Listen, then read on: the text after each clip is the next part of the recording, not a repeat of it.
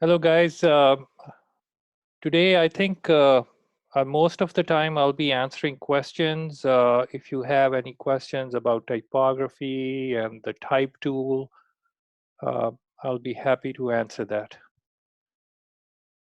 Or anyone having any issues, any problems. Today, we are also going to try and see, if you are building your projects and having some issues, so you can also share your screen with us. So more questions are coming in, more we are going to learn.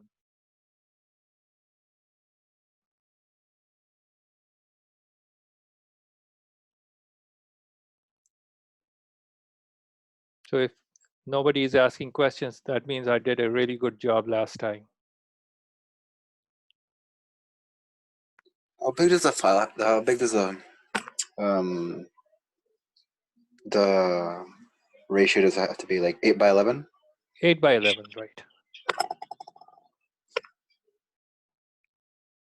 So actually, if you're doing a poster, for a poster, usually it's legal size, which is 11 by 17, or if you are doing an ad, so probably that will be a full page ad, which is 8.5 by 11.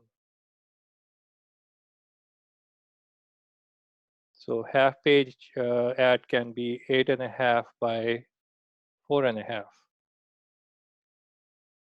No, 5.5, sorry.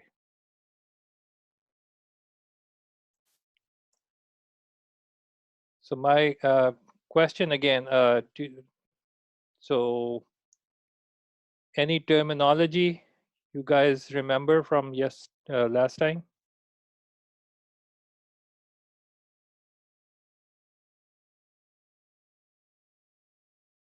Leading. Okay, leading. So who can define leading? It's the space between two baselines. Two baselines, that's the correct definition. So if you say space between lines, that is semi-correct, but the correct definition is space between two baselines. When we'll start working with InDesign, we will see that how we can also control the baselines by creating a baseline grid. So in a document, so if you have like 3 columns going, and so three columns of text or 4 columns or 5 columns, so you want to make sure that your baseline grid matches across the columns. Otherwise, your text will not look very uniform. So any other terms you remember? Kerning. So what is kerning? The space between letters. Space between 2 letters, right? How about tracking?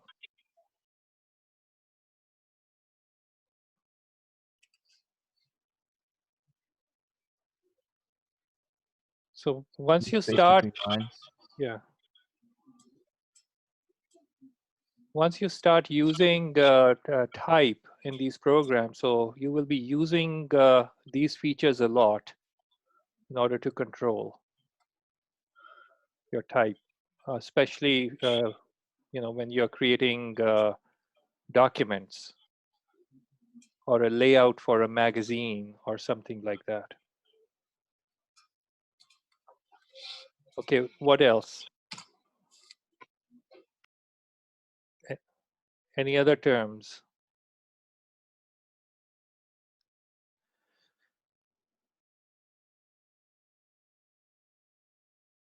So we got Hee Young, we have Joe, Angela, Andre, Nikki is here, Ashley is here, Mario is here. Nikki, you are here twice on my screen. Andrew, and then Isaac. Isaac Sanchez. Okay, so let's see how many people show up today. But if it's going to be a small class, so what I'm going to do is, so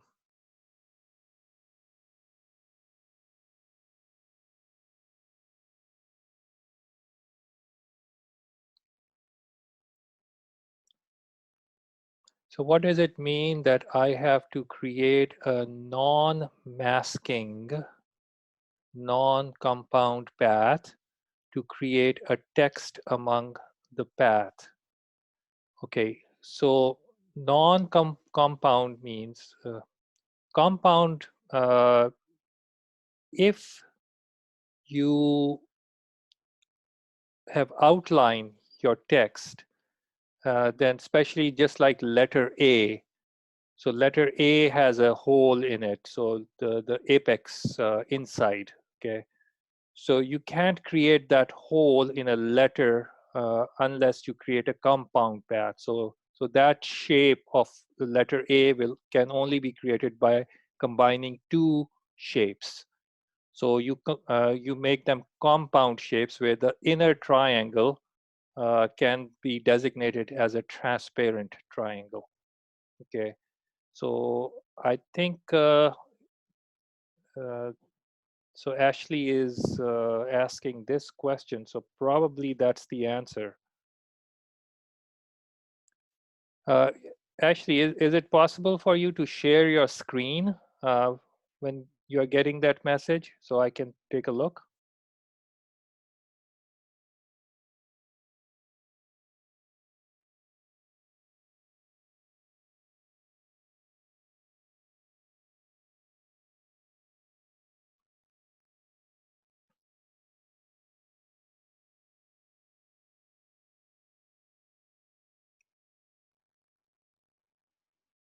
Okay.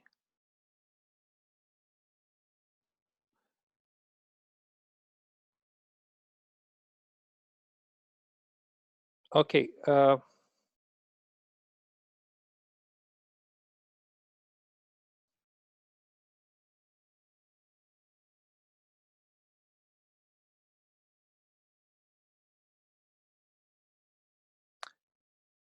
Yeah, Ashley, I think what you need to do is to, first of all, you create a path. Rather than just clicking and start typing. So take a pen tool and then create a path.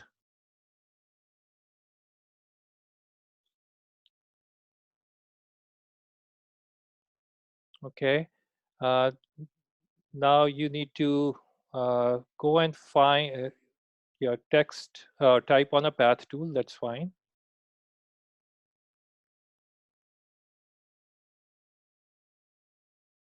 Yeah, here you go.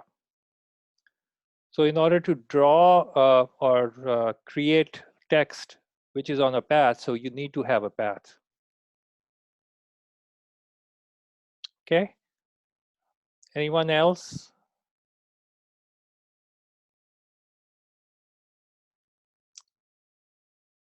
Has any questions on type?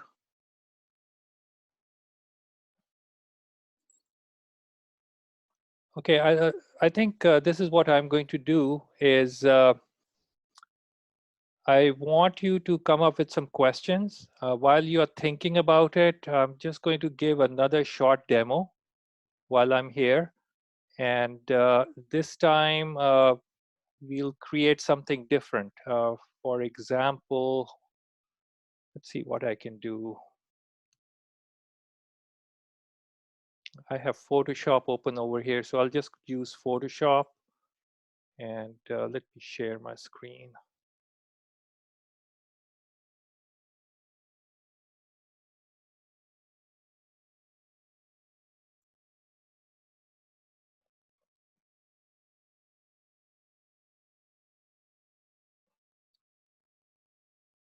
Okay, so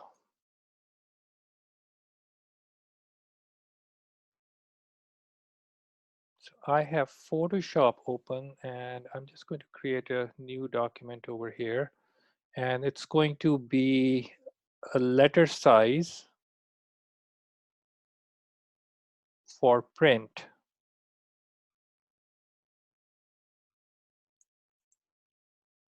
I'll just make this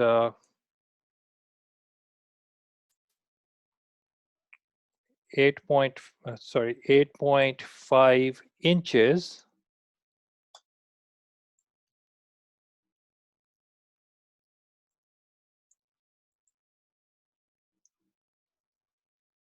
Why can't I change that?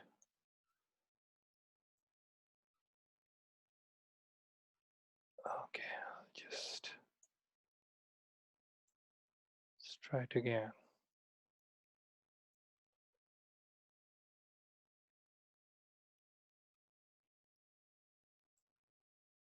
Just paper will be fine and not.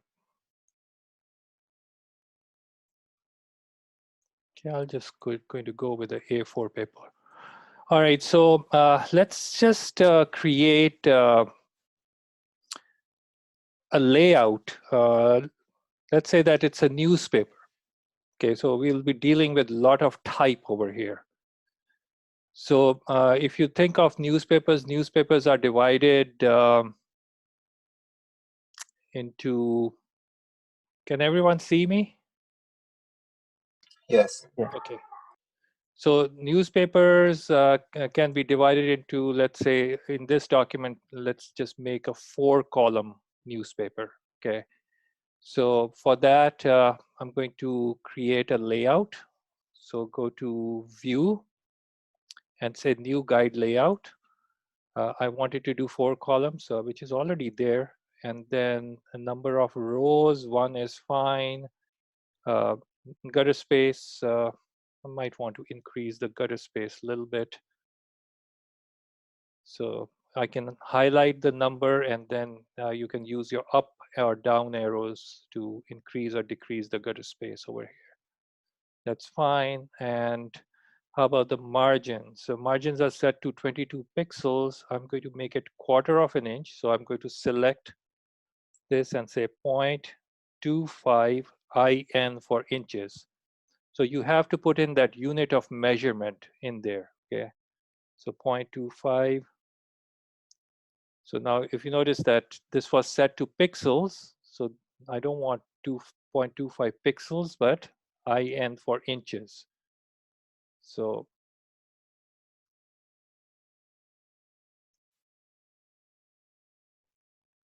okay, I missed 1 over here. So what can I do? I can go back, let's say View,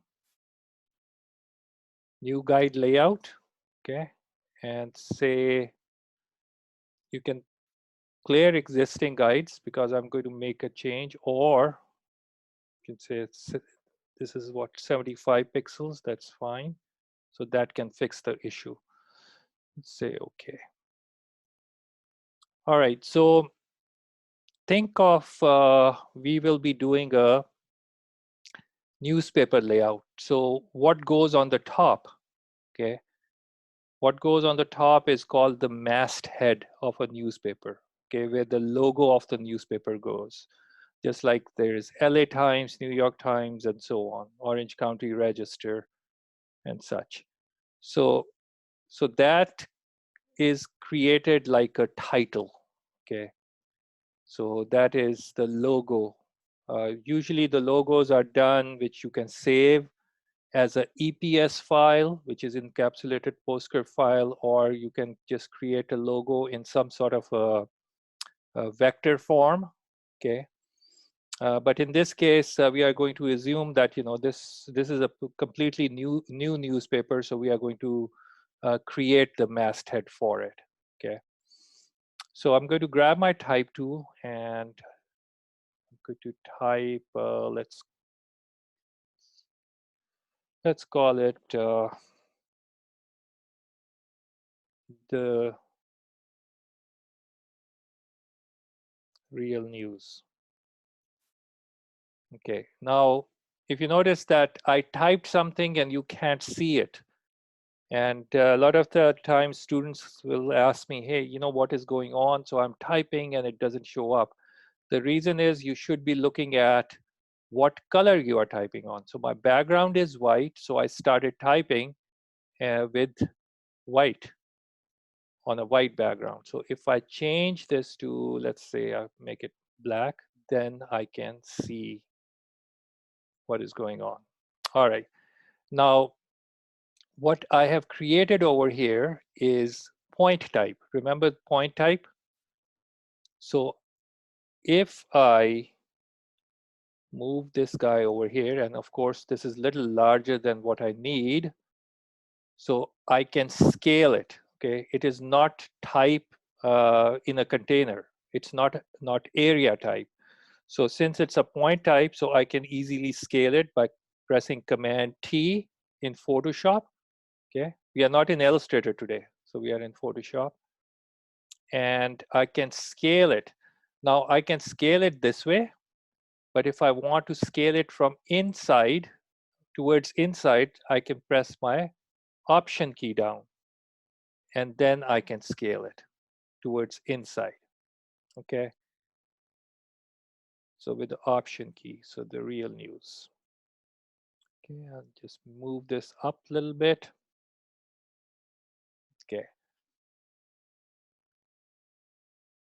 So I'm not going to take this too close to the edge. Okay, type is very important. You also always need to give it some sort of a breathing room. Okay, so I would say stay away from the edges. That's why we created a 1/4 of an inch margin around the canvas. Usually for print, uh, uh, 1/8 of an inch of a margin may be okay, but in this case, I'm going to keep 1/4 of an inch. 1/2 an inch will be even better, but we'll just stay with this for right now.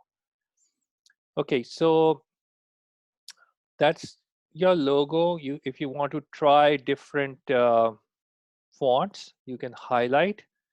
And I'm using Adobe's Kaizen Pro right now.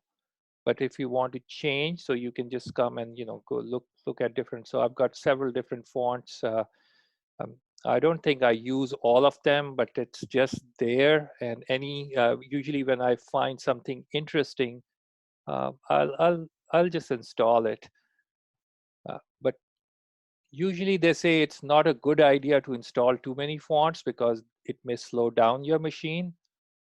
So I'm a little guilty over here having all these fonts available. But I want to show you something, which is if I'm looking for a font, okay, and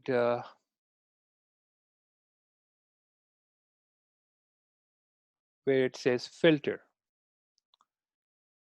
And in filter, so I can filter the font from serifs to slab serif to sans serif, script, black letter fonts, uh, monospace. We talked about monospace last time, handwritten fonts, and decorative fonts.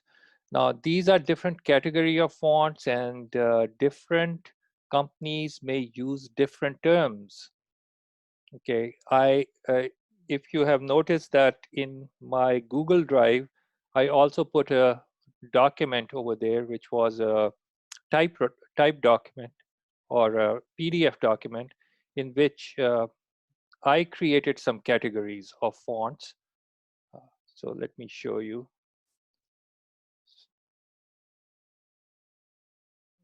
Okay, I'll just open this. We can just quickly look at this. But this document is there for you. Okay. So there are different types of typefaces, and again, so you may read through this. So serif type fonts. Okay, serif is a small stroke projecting from the main stroke of the character. So these are the strokes I'm talking about. Okay, so these are serif fonts. Okay, so these are all serif fonts. And if you notice, like Swift and Rotis serif and ITC stone serif, or these are all the names of different fonts designed by different designers, and the companies who create and sell fonts are called foundries. Okay, so we can say that they are, for example, over here, uh, uh, PMN is a foundry. Okay, Linotype is a foundry. Okay, so this is the Linotype's die taught. font. So the companies who are behind these fonts, which reserve the proprietary rights for those fonts. So their name. So Linotype is a very old and famous foundry. In last few years, Adobe has become as a foundry. Okay, so they have their own fonts which you can download and use, and especially if you are Adobe customer, then you can, if you're a paid customer, so you can use those fonts. I'll show you a little bit later on that how to access Adobe fonts. So here is sans serif. Sans means no serif. Okay, so these letters will have no extensions on that, just like in the serif fonts.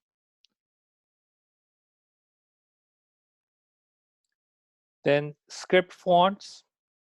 Okay, these are the type of fonts. Yeah, they are more like fancy handwritten type of fonts. Now, fonts can also be symbols. Okay, so you may also find these type of fonts out there. You can also create your own fonts. There used to be a program called Fontographer, but there are several other programs. They are not very cheap, but they are the programs which you can use to create your own fonts.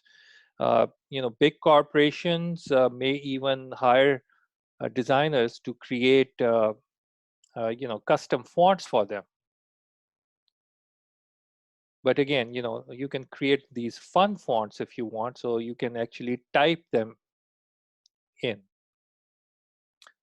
I made a category of cool fonts. Okay, so you can call them cool, so you can separate them on your computer, and if you are trying to archive them, and if you want to create your own category, that is fine. Okay, so I think these are like cool looking fonts, and if there's a project, something in which I can use something like that, so I'm going to go and look for those. Techno fonts, more like computerized type or technical type fonts. So this can be another category. Black letter fonts. These are the fonts which are more traditional, like the old English style of fonts. Then there are also black letter fonts.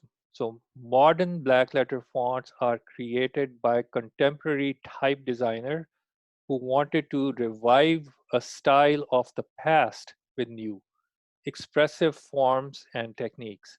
Sometimes those black letter elements are only subtly suggested, but they are always instrumental to the overall look.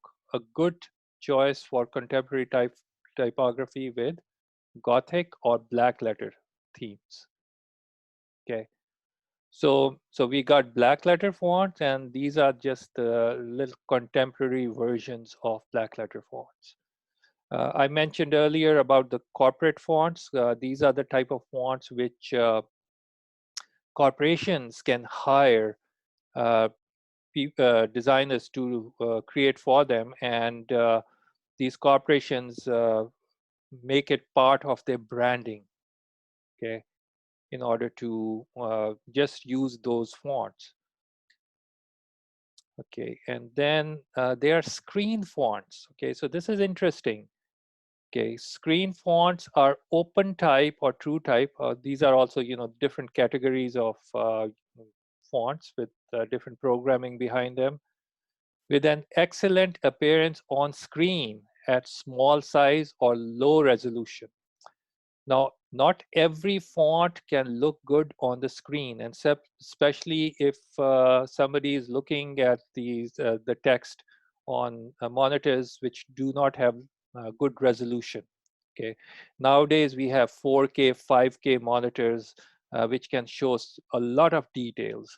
But traditionally or previously, the old CRT monitors which you used to have, like those big tube monitors, they may not have high resolution. Okay, so in that case, so not every font will look good because if you're using fonts, so they may look pixelated. So there are certain fonts which actually look good on the screen. So these are the screen fonts. Comic fonts, that's another category I made, and the fonts which may be used in projects like different comic books or so. All right. Then let's also talk a little bit about the anatomy of type. Okay. I think I briefly touched on that. Now, these terms over here in this particular document, they might be slightly different in different, because different foundries and different companies may have their own terminology.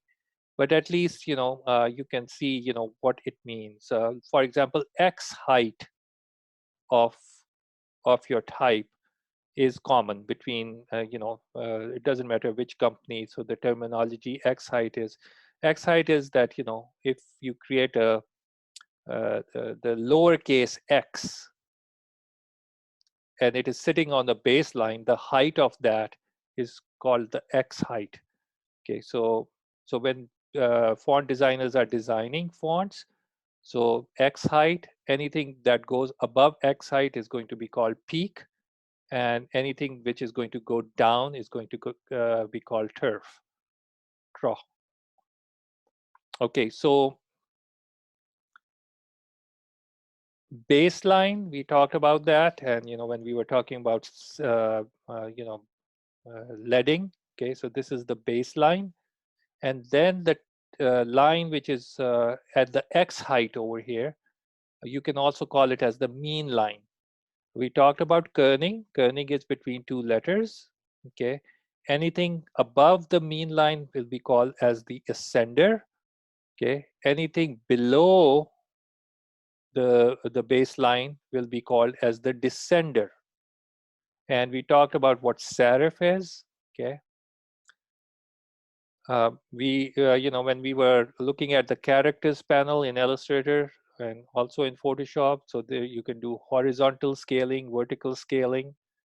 Tracking can be tracking of a whole word or a whole line or whole paragraph.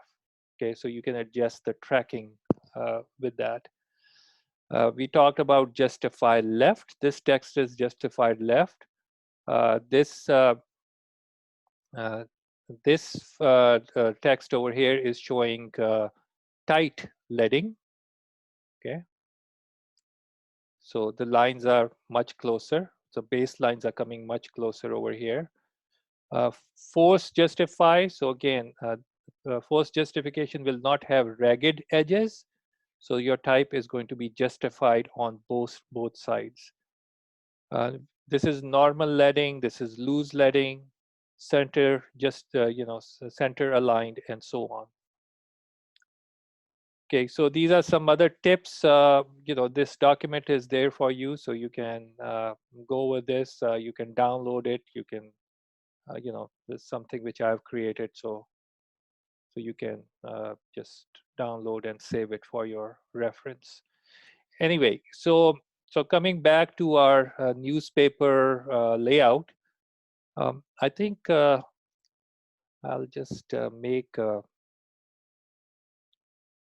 to my layers panel, and since I'm working in Photoshop, I can't just simply draw lines over here, so I can just create a new layer and take my rectangle tool, and I'll just create a really thin horizontal rectangle, and I'm going to fill this with, at this time, white is my foreground color, black is my background color, so I'm going to press the command key, command delete, to fill with the background color. Now I want to create another line over here. So what can I do? I can just use my arrow keys to just shift that line. down here.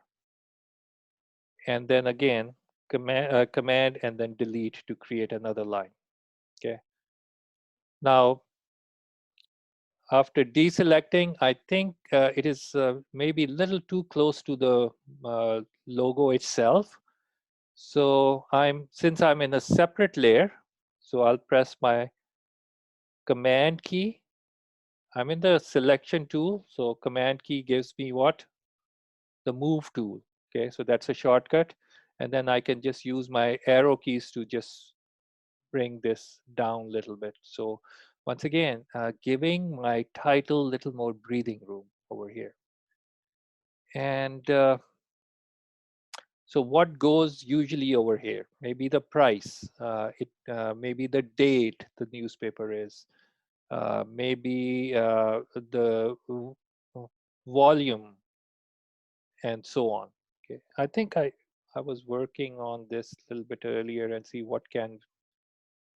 I have a document over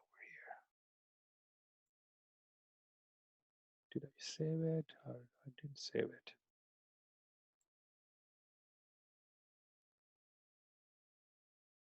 Oh, here it is. Okay, so this type of information can go over here. That was our title and the price and where the magazine is published or newspaper is published and the date. Okay, so these are some important things, and also the volume, which volume and which number. So I just made this up over here. So I'm just going to copy this rather than typing and go over here. Press T for the type tool. I'm going to click once. Now this type, since I was typing with 72 points earlier, so this may be a little too big. So I'm going to drop it down to, let's try 12 points and see how big that is. It's like close, maybe I'll go a little more. So how about 14 points over here? And then I'm just going to highlight and then paste this information. Now, might have to go a little smaller on the font size. So how about 13 points? Now, another thing is that when it comes to point size, you can also go in fractions like maybe 13.5. So that's a 0.5. And then you can also do that. Okay. So, but in this case, I think 13 point type was working fine over here. Okay. All right. So already, it started looking a little bit like a newspaper heading. If you think this information can be even smaller, you can also do Command T in Photoshop. Okay, and then you can transform. So I'm pressing the Option key, and then I can scale that information. Again, you can visually adjust. What will look better. Okay, and then maybe I can separate this information. Just create some spaces up here.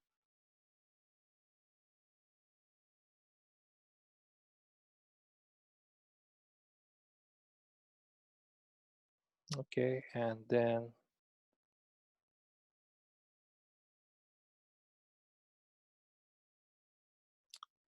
okay, so this is looking a little better. Okay, so let's work with type a little bit, and remember that you can create columns. Now, in this particular case, we are in Photoshop. Okay, so Photoshop will not allow threading, so that is a problem. Okay, so I'm just going to show you how to work with Photoshop with such projects, and then I will switch to Illustrator and show you how easy it will be to work with type over there. Now just remember that your type itself is a vector object. okay, or a group of vector objects, if you want to call it. That's why you can easily scale your type. Okay, you can make it 10 points, 20 points, 30, 100 points, 300 points, and you can scale it or higher or lower. It does not lose quality because your type is made up of vector information. But it is different from regular vector objects because your vector information is encapsulated using different languages which are reserved for creating fonts. Because with those languages, for example, one of the languages PostScript. Okay, PostScript is the language which Adobe in the early days created for for uh, for relaying information from your computer to the printer. So it's sort of a protocol uh, between your computer and the printer to get that information so that the fonts are printed correctly. So that's all right. So anyway, so in what will I do in Photoshop? Photoshop again, grab your type tool and say, you know what, this is my column of text. This is where my text is going to go.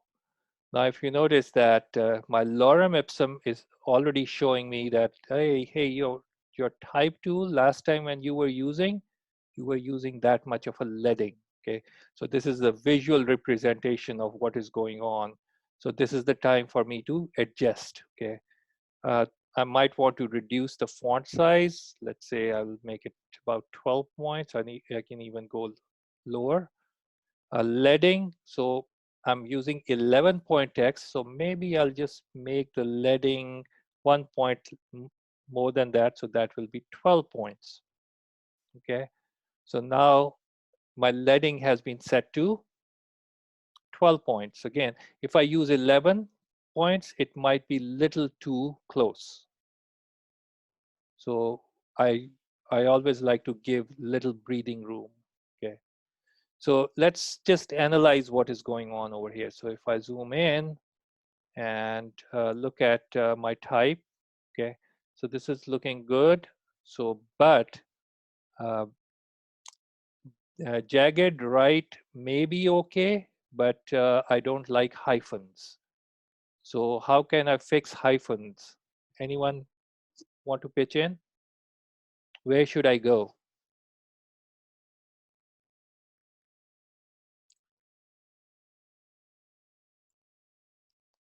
Remember, we have the characters panel, okay? But there was another panel which we were working last time, and that was what? The paragraph Paragraph? panel. Yeah, say it again.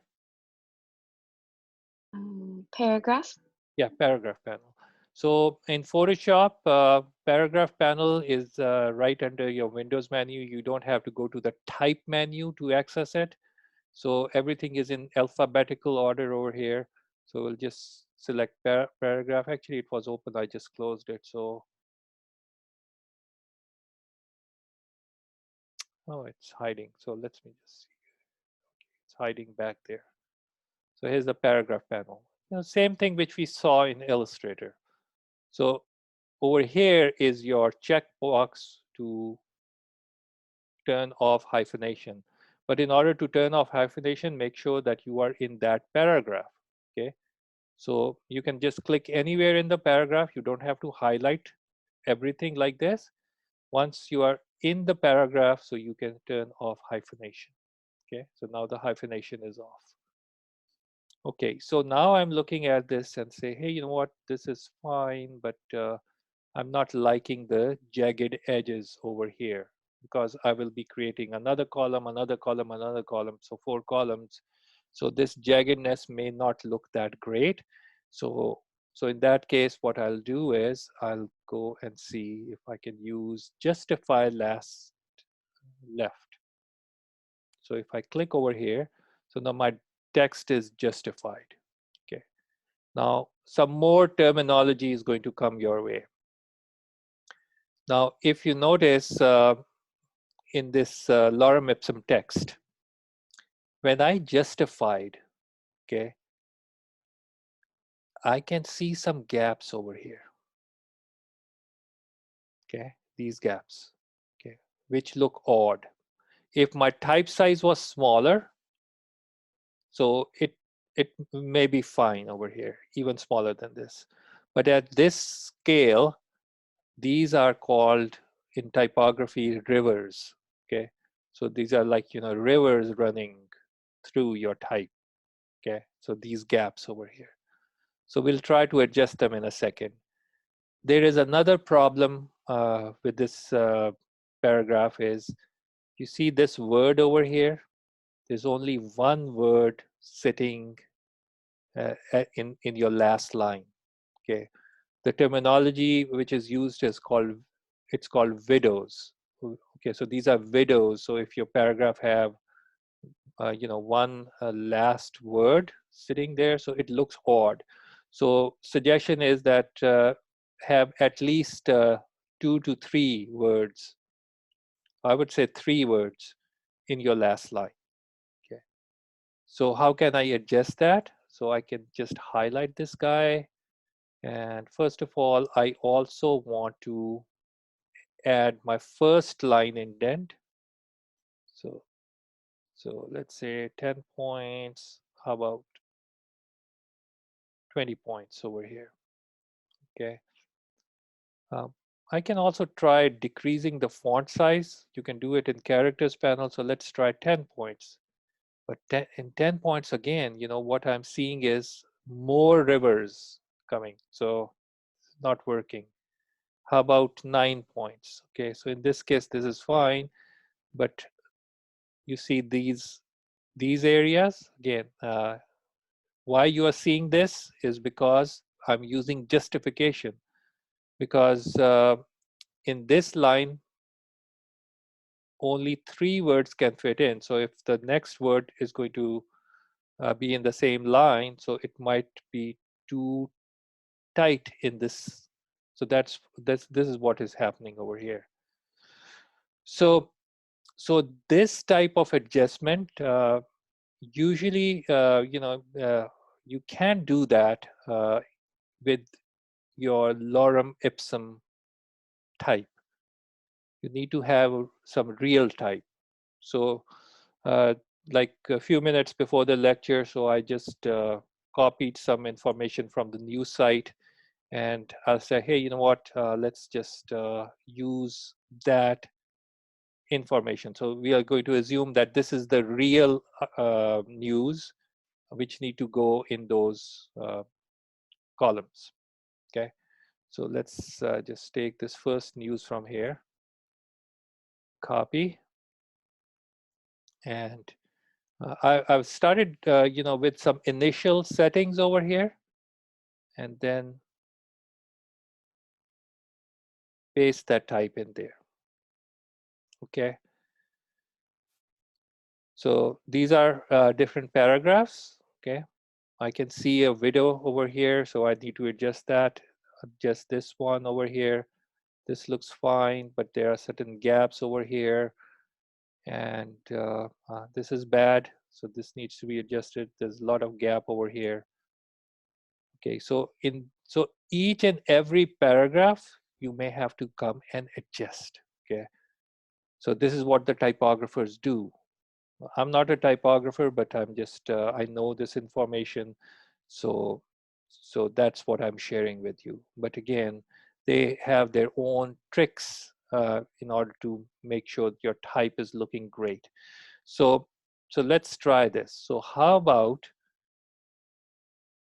if I highlight these 3 lines over here, and maybe I can adjust the tracking over here. So if I reduce the tracking, just going -20 over here, so it has fixed that issue, okay, the issue of gaps as well as, but your type might be little too tight over here. So so let's see that I used -20.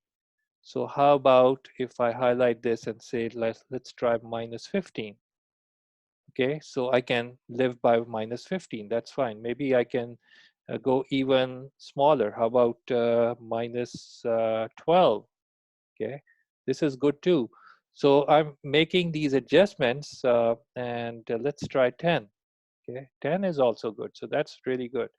So let's keep going down. Okay, so not -30. So how about -9? Okay. So you can see that I can come and find a point where the actual change starts happening. So let's say -6 and see what happens over here. So 6 is giving me problems over here. So how about 7? Okay, so 7 is the number I'm going to use over here.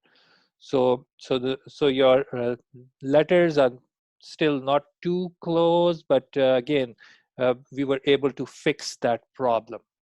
Okay. Now, before I switch to Illustrator, I just want you to know is, you can go and fix your paragraphs like that. But if you have more type, right now I don't, okay? So you will see a red box over here with a plus sign, but this is Photoshop. You cannot create threading in Photoshop.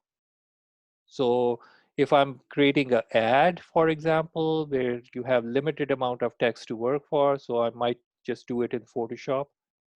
But if I have this amount of text, so either I will use Illustrator or InDesign, okay, because I get more control of working with type. And especially in this case, you need to have you need to have the ability to thread your text from one column to the other to the other.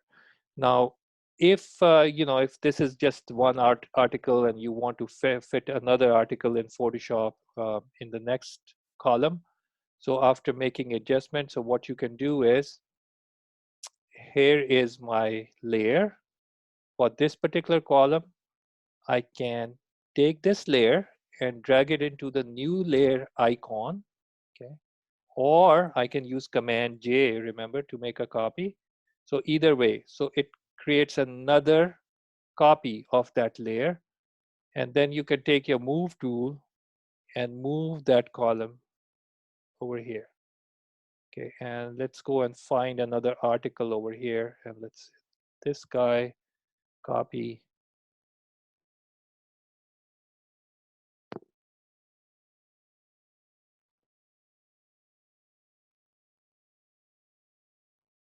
Okay, and then click anywhere, Command A to highlight everything, and just paste. Okay. So again, every article is different. So I can start seeing some problems over here. So which you can just come and adjust. Okay, just to make the text looking good. Another thing is when you're working with type, don't forget that there is always a hierarchy going on. So what is important? Okay, right here, the newspaper logo is very important. Okay, that's the newspaper. That's the real news. It's not fake news. It's real news over here. And then then the article itself, there should be a hierarchy going on. So you create a, a title over here, a title for the article itself. So you can use maybe one different font, okay? Or if you want to use the same font, you go and find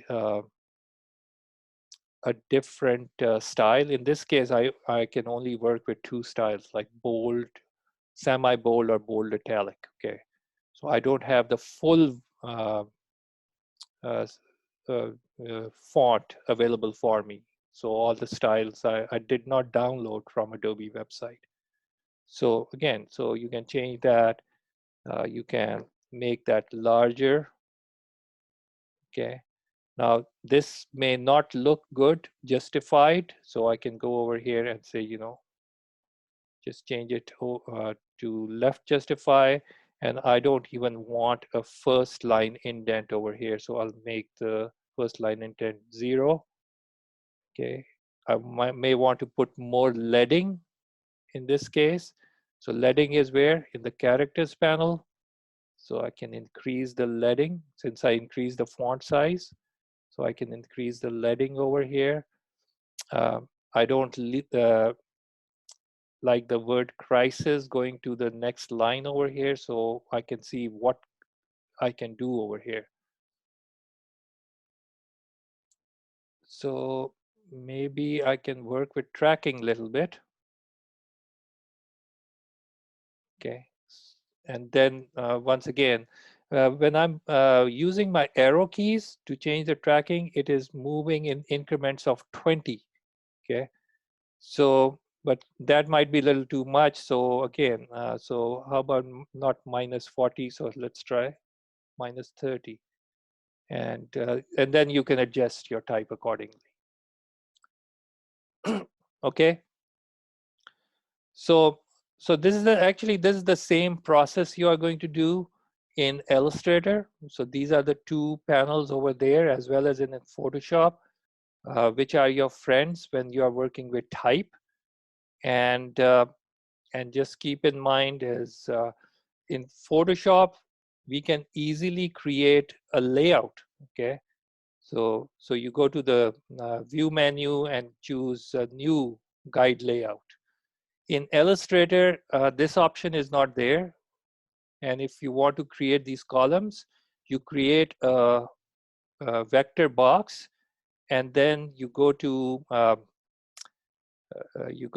object and paths, and then you split your path into grid. Okay.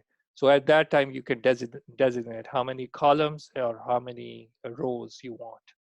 You can also put gutter spaces, as well as you can also put the margins over there. So those can serve as guides for you. Okay. So you can fill those with your text, and same settings over there in order to make adjustments.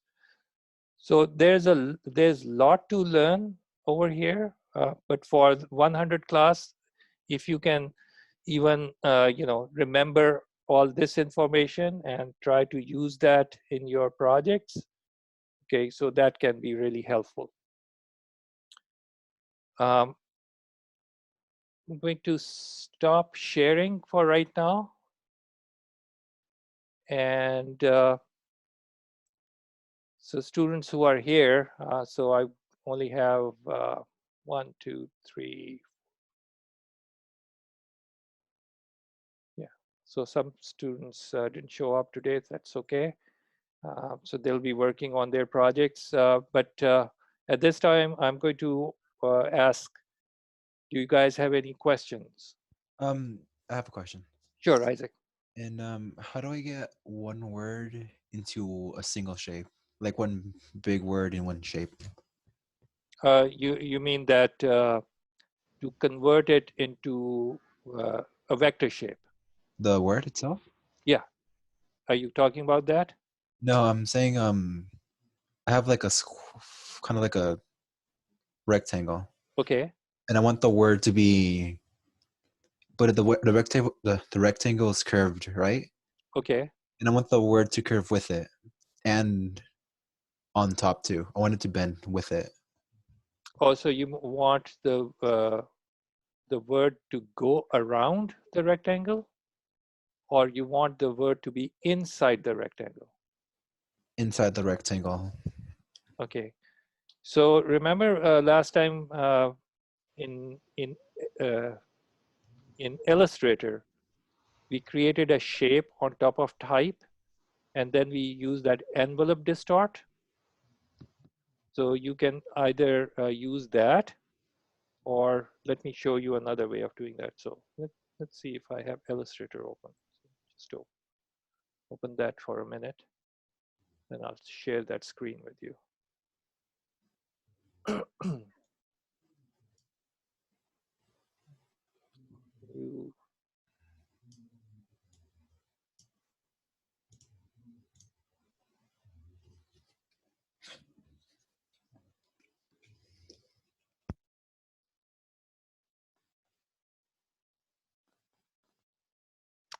let me just move this over here.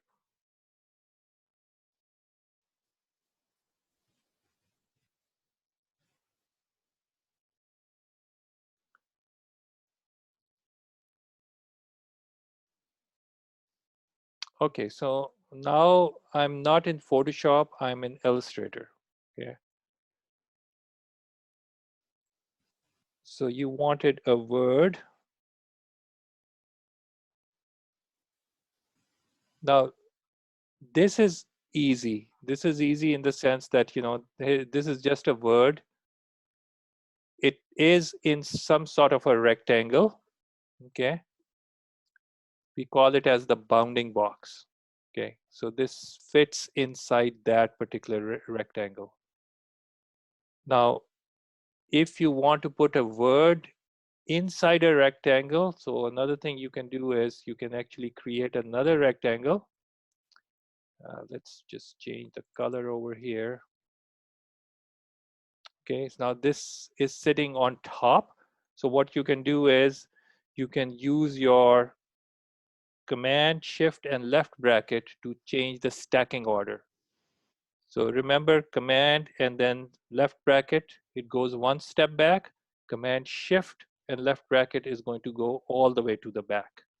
Okay, so this is one thing. So Isaac, so is this what your question was, or I misunderstood? No, it's the rectangle's curved as well, so it's like curves upwards. Okay, so your rectangle is curved. So let me see if I can curve this a little bit. Something like this. Yeah. Okay. And I want the word to curve with it. Okay. Yeah, that's good. So what you do is, in this case,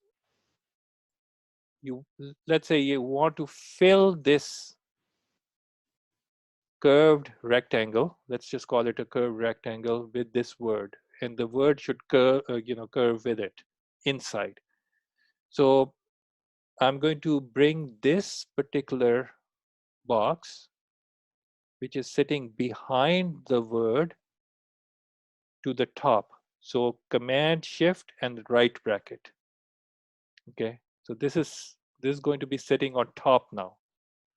Then you are going to select everything over here, both the word as well as the box itself.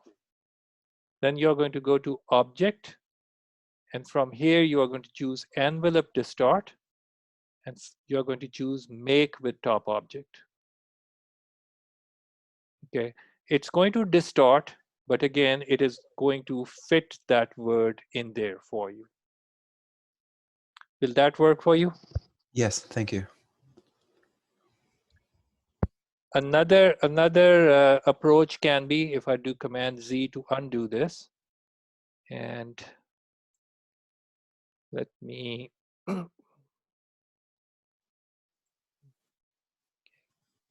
so here's the box over here. So let me just scale it a little bit. So maybe in this case,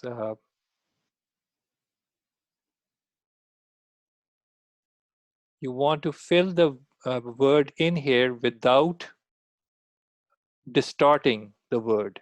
Okay, so let's just make it about this much. Okay, so in that case, what you're going to do is couple of ways to do this. One, select everything over here and go to Object, Clipping Mask, and choose Make. Okay, so what I did is I masked whatever was outside the box. So it did not affect the word. Okay, we did not distort the word, but we were able to mask this out. Okay, that's another way. And let me show you one more way over here. To Command Z to undo this. Another way will be to, if I select this word, and I can make this, change this into a vector shape, okay? So you can go to Type, and then choose Create Outlines, okay? So now this is no longer editable text, but this is a vector object itself. And then on top of that vector object, so I have another box going. So once again, I'm going to select both these objects together, and then you can try using Shape Builder tool. So now you can see you can independently highlight areas, and then you can press the Option key down and you can subtract those parts. Okay, that can be one way of doing that. Into Command Z to undo this. Okay. Another option which Illustrator gives you is to work with Pathfinder tools. Those Pathfinder tools are not in the tool panel, they are hiding. Let me see if I can look at my menu over here. Zoom. Okay. So under Window, you are going to choose Pathfinder. Okay, so these are your Pathfinder tools. So in this case, if I highlight or select both the word and the box itself, okay, so I can unite, I can minus front. Okay, so what will that do? So if I do minus front, oops, so this is what it's going to do. Command Z to undo this. Okay, and how about intersect? So I can just click on intersect. Now in this case, it may not work because your the word is not just one vector object, but these are 4 different vector objects at this time, and actually more than 4, because if you count the compound area of O inside over here, which is making it this transparent. So this is one object, this is one object, and this is another object. So 4, 5, 6, 7 objects are there. But it was just, if it was just one object, so let's see if I can borrow only W from here, and then if there was another shape on top over here, and then if I select both of them, so with the Shape Builder tool, so I can choose this option, so intersect. So intersect is going to just leave that part of W for you. Now you can just fill that with color or so. Okay, so different tools, different approach, but the the reason why I'm showing you all these different methods is more tools you will know, and not just that, but you don't have to remember everything. But as long as you know that there is another option, you can always go back and check, okay, how it is done. So hopefully that answered your question. Okay, any other questions? Can you show me the first one again? The first way you did it? This one? The other one, the one where it was distorted. Okay, yeah, so that was, let's just do it over here. So this guy is sitting on top. So even if I fill this with color, so you can see this is on top of the word. Okay, so what you do is you select both of them, go to Object, Envelope Distort, and Make with Top Object.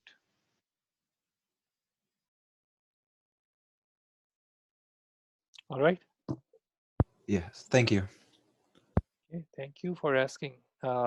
Anyone else has a question?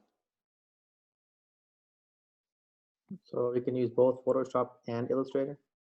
No, for the envelope distort and these Pathfinder options, as well as your shape builder tools, are only available in Illustrator.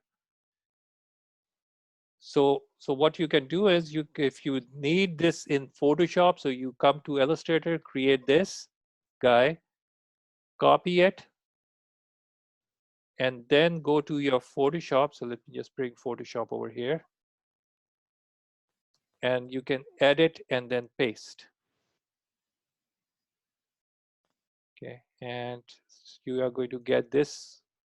Either you can paste it as pixels, or shape layer, or smart object. So smart object will be a good choice over here. And then say okay. And I can just fit this right in here in these two columns.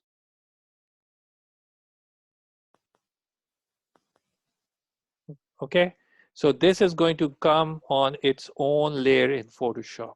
Okay, so this is my Photoshop layer. And then of course, you can just, adjust it or move it any way you want. Okay, cool. All right, anyone else asking questions?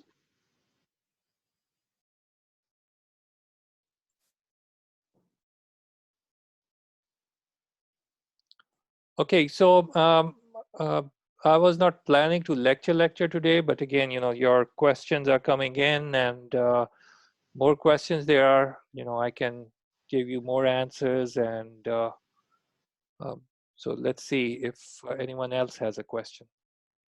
You have one in the chat. Okay, let me see where I am in the chat over here.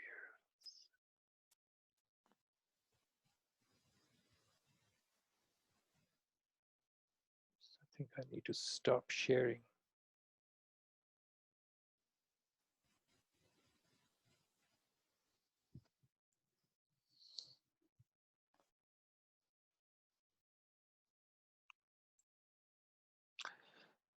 Okay, so Ashley is asking, what does it mean that I have to create a non-masking? Okay, I think we answered that question. Paragraph.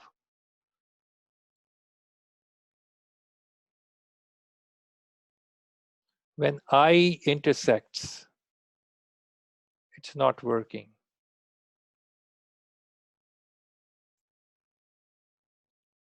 So not sure what you are trying to ask over here.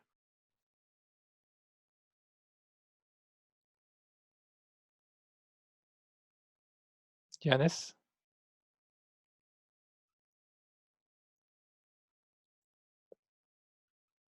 Okay, so let me clarify this, so I know, maybe that can answer your question.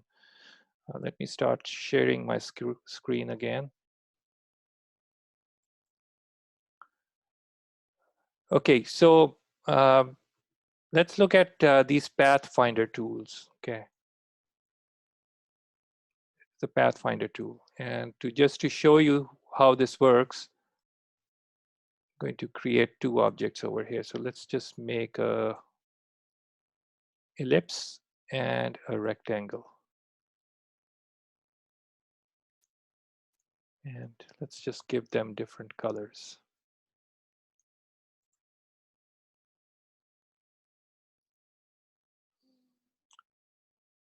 Okay, so these are two shapes, and I'll just also going to make copies of this.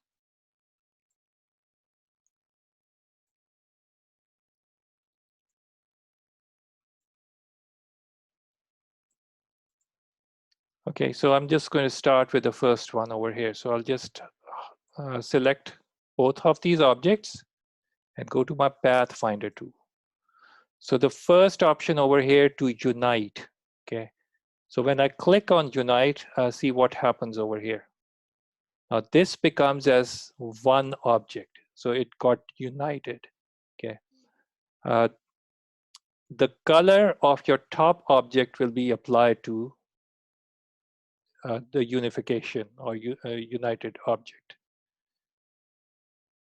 Secondly, it is minus front. So what is in front right now? It is this orange rectangle. So if I select this and choose this option, it's going to subtract that.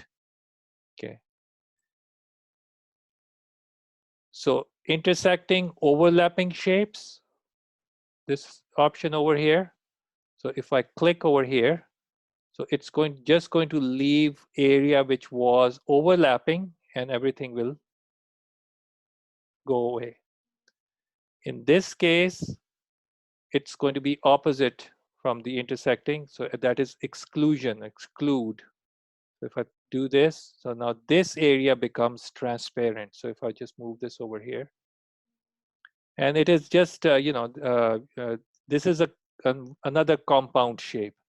So you can't have a different color object over here. All right, let's see what else. Now, this is another interesting, I use this a lot. It is called divide. So now if I select this object and divide it, so if I click over here, so now these are not two objects. Basically, these are three objects, 1, 2, and 3. So if I go in with my group selection tool, I can just change the color over here. Okay, so these are three objects now because I was able to divide. Okay. And then we have trim. Okay, if I click this option, so it's going to trim the object below. Okay, and I can move this guy over here. So it is not like subtract because it just subtracted the top shape. So over here, it's going to keep your top shape, but the shape which was behind will be trimmed. Okay, and then over here we have merge. So if I click on merge, so it actually cuts these shapes, and yeah, I think it's not making much of a difference over here. Let me try it again. I think it will make more sense if we have more than one object to merge. Yeah. So anyway, so I'm just going to keep going and make a couple of more copies over here.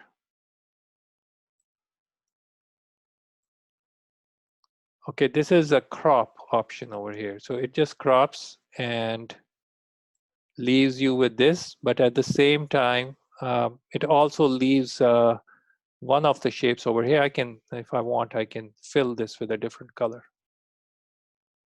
Okay. And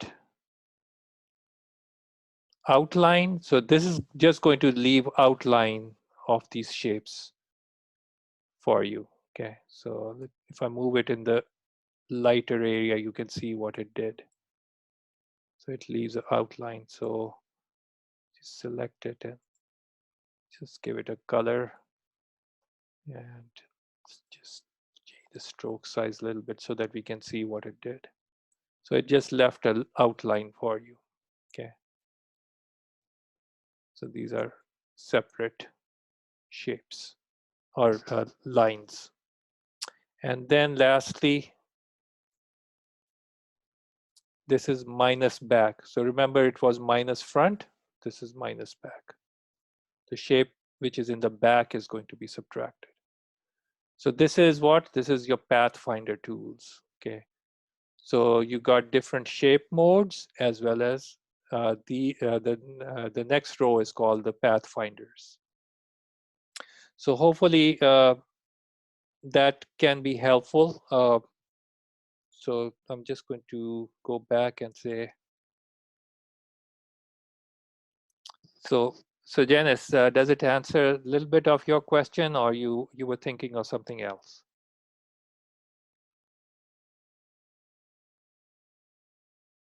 You can type it in.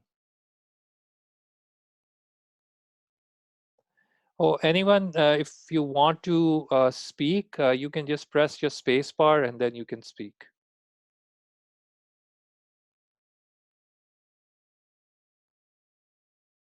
Okay, question Janice is asking is how would you use that with shape and text? Okay, so so it only works with shapes. Okay, so it does not work with type, but if you're going to use type, okay, let me just go back over there.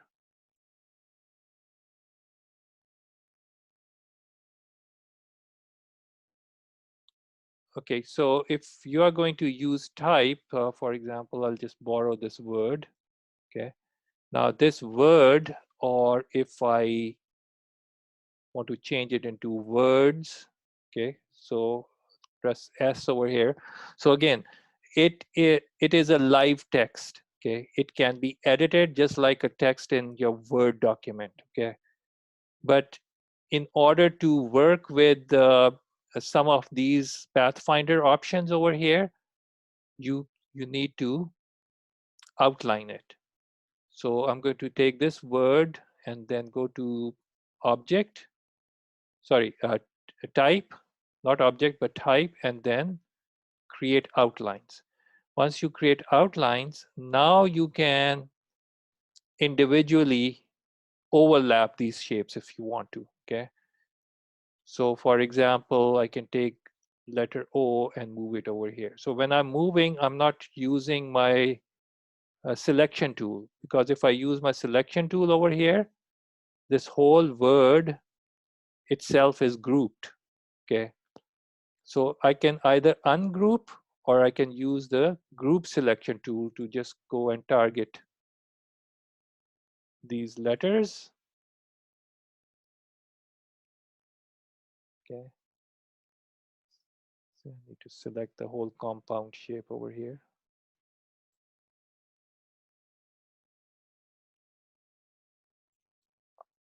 Okay, and just for our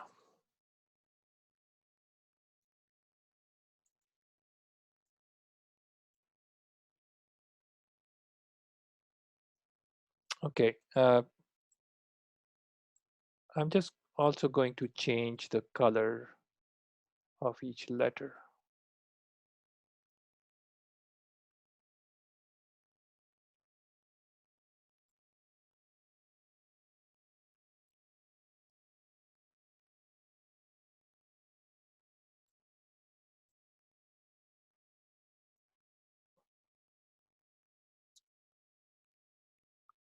Come on, just move it over here so that we can see everything.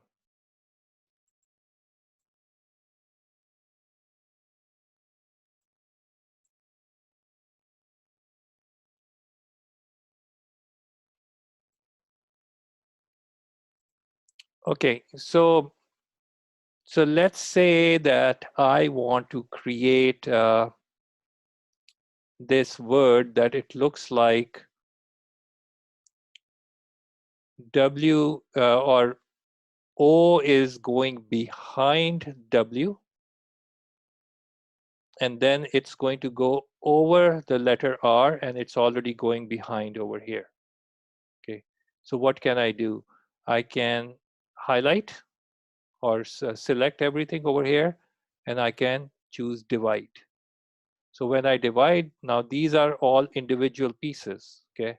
So if I want O to go behind W, so what I'll do is I'll select only this part and take my eyedropper tool, okay, and sample this color.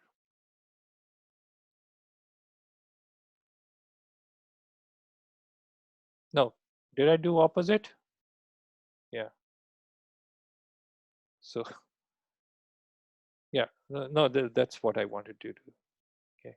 So what do I do is select only that piece. Ooh, I need to divide it again, sorry. On the two.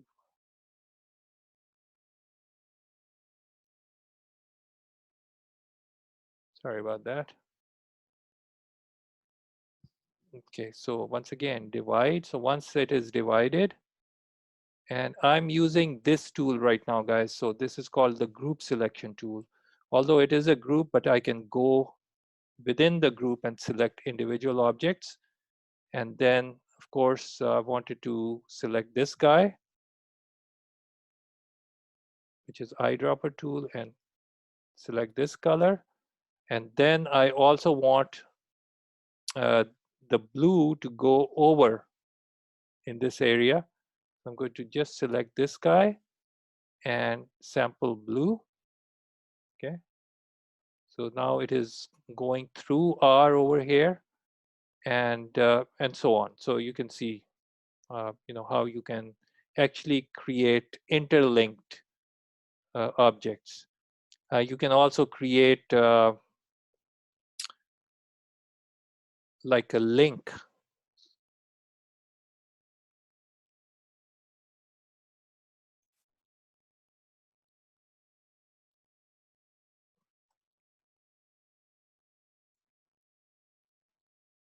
Okay, so in this case, I'm going to use minus front to subtract. Okay, and then grab this object and make a copy.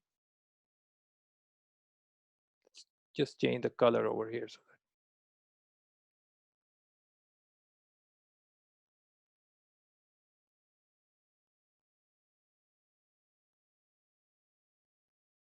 okay, and then give this a blue color. So if you want to make it look like it's a chain, so what you do is select everything over here, break it or divide it, okay, and let's select this portion so that it looks like the green is going behind blue.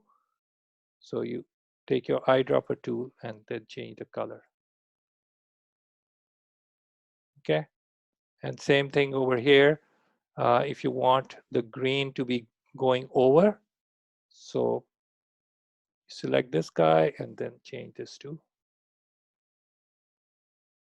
Okay, so you can actually create a whole chain. All right, any other questions, guys?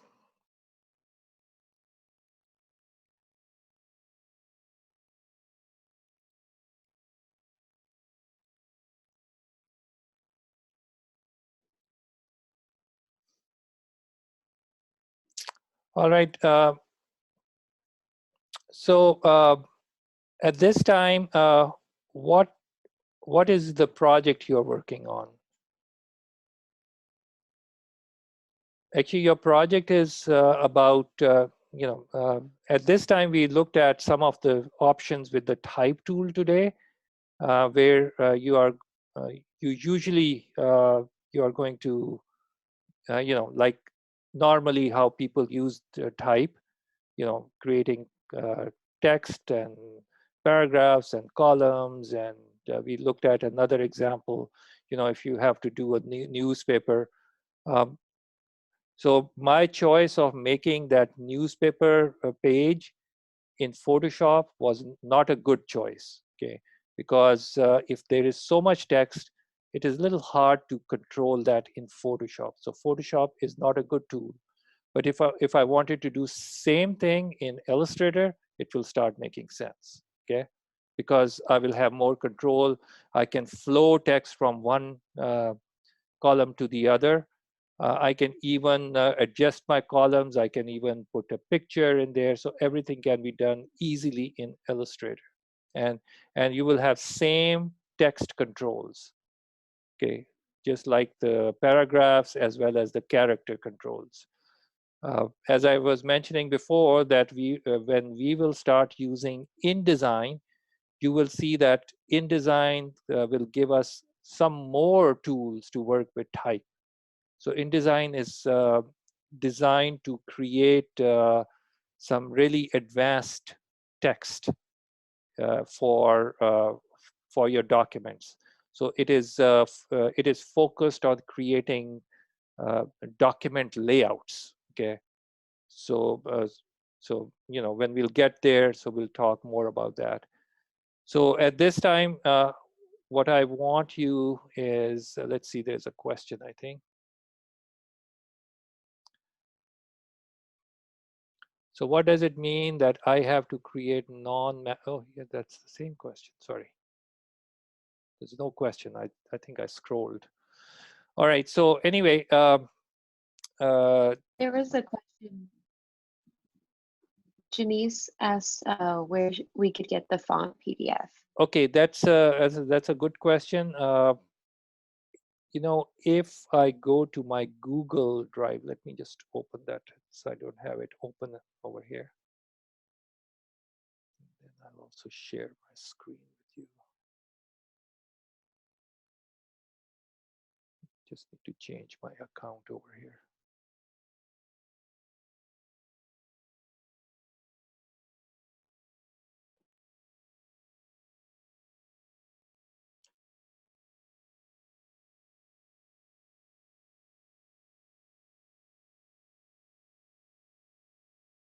Okay, so I'm in my Google account, and I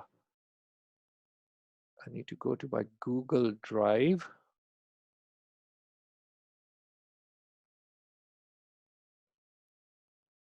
Okay, and I did share a link. So this is your Dart 100 class.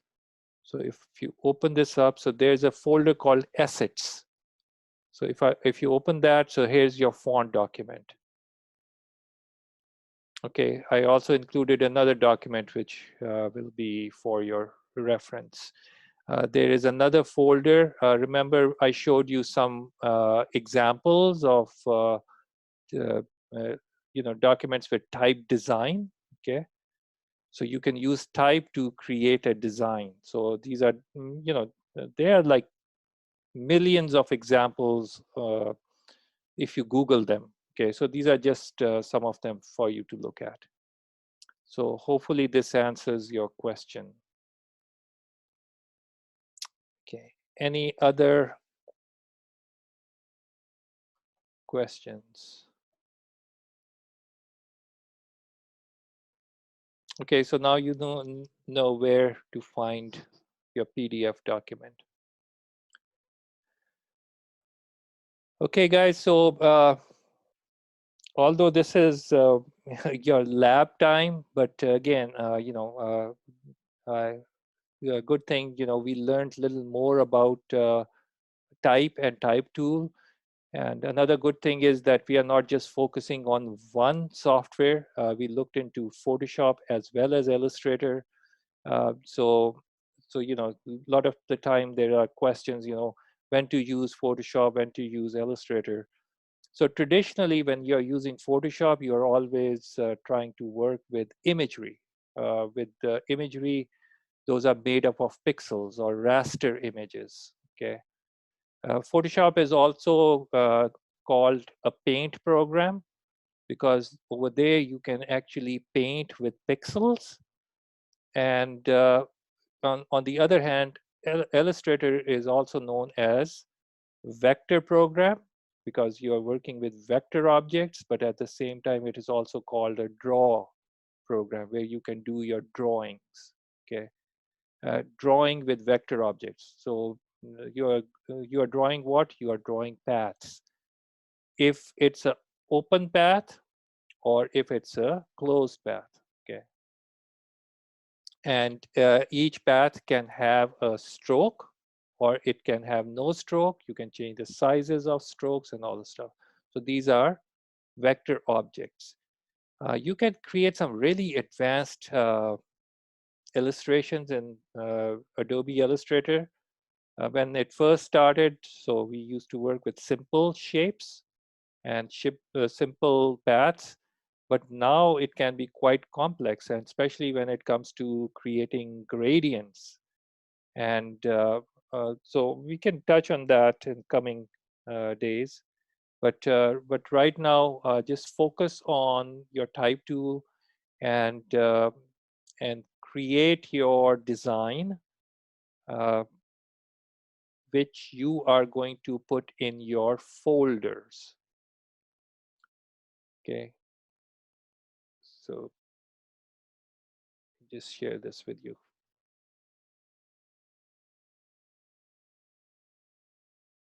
How long do we have to work on this? You can till next Thursday. Then the spring break starts, and after spring break we are going to start working with InDesign. Okay.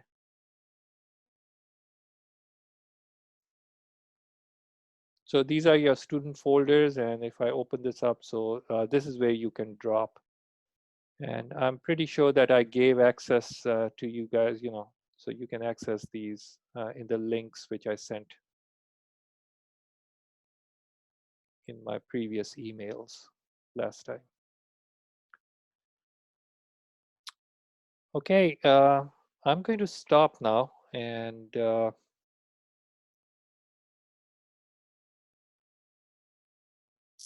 if you guys have no other questions, so I will let you guys work. And if you have any other questions, either you can email me or maybe we can answer them next time. All right. Sounds good. So again, we don't have a full class today, but students who come to the class, so they get bonus lectures. So I hope that I was able to teach you something today. So we will meet next time on, once again, Tuesday, same time, 7 o'clock. All right. So I'm going to be here for another few minutes. If you have any other questions, so I will be able to answer. Otherwise, I'm not lecturing or anything anymore. All right, guys. Thank you. Thank you, guys. Thank you very much. So you have a good evening, and enjoy your weekend. Stay safe. Stay safe now. Have a good night. You too. Good night. Oh, by the way, before you guys leave, so I'll also send an email, but what we are doing over here, I'm also recording. So this weekend, so I'll be editing a little bit of those videos and I'll be putting them on YouTube, but I will send you an email. So if anyone wants to go and revisit what we talked about. All right. All right. Good night. Good night, guys. See you.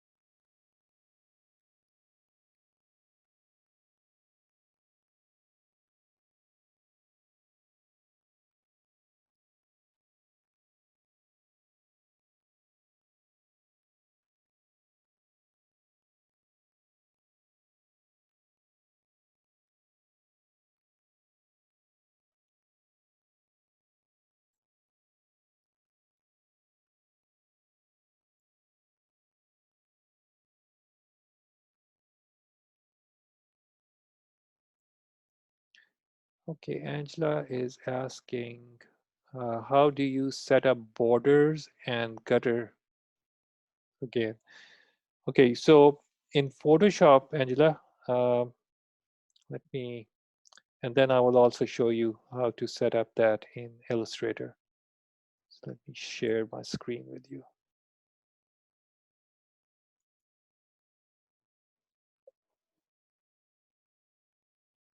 So let's see if I'm in Photoshop over here.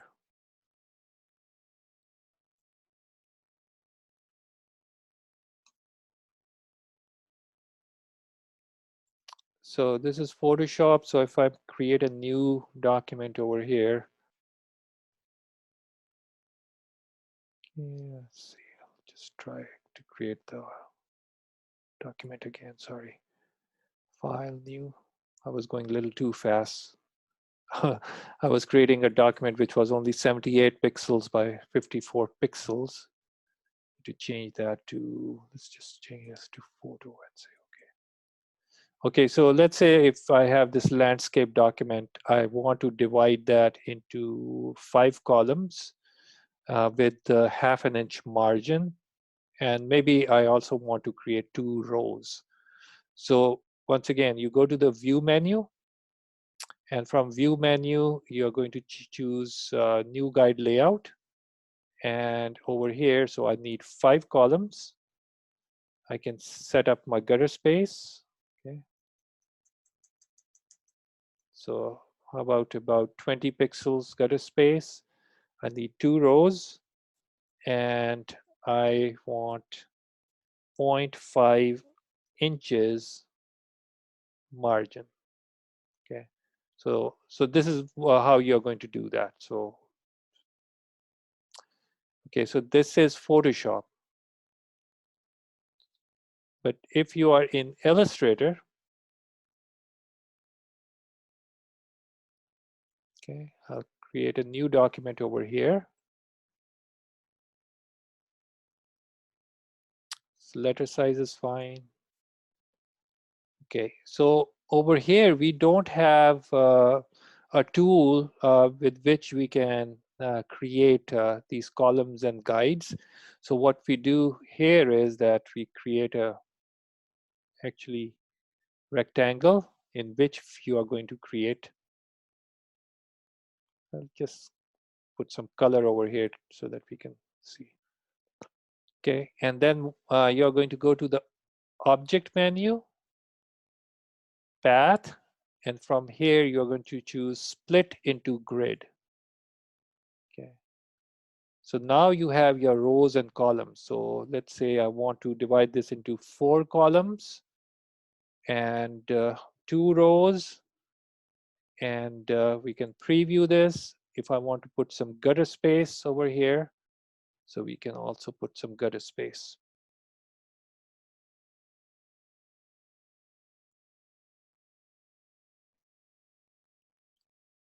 Okay, so now the problem over here is that margins. Okay, so you may have to mark your margins over here. Okay, did I cancel this? Let's just do this again.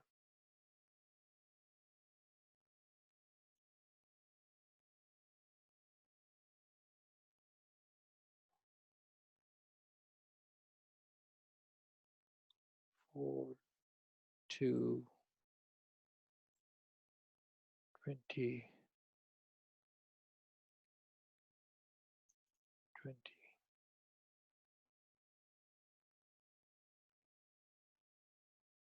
Okay.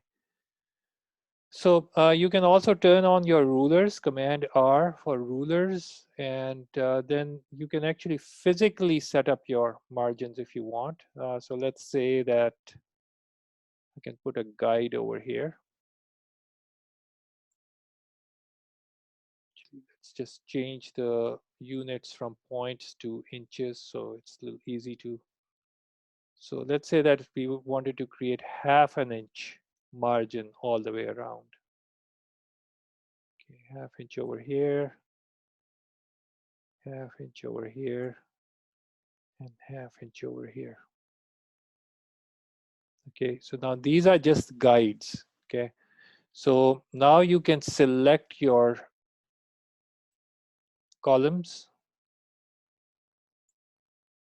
Okay, select everything over here, and then you can scale them down to fit that area.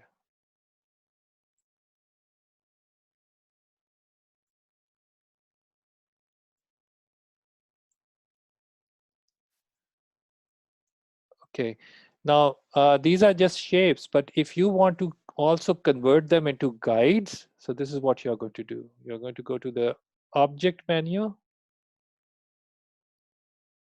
and was it on the object or?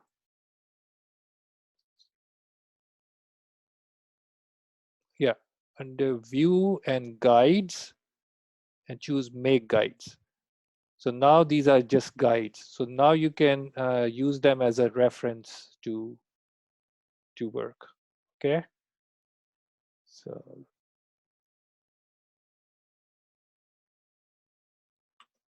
stop sharing.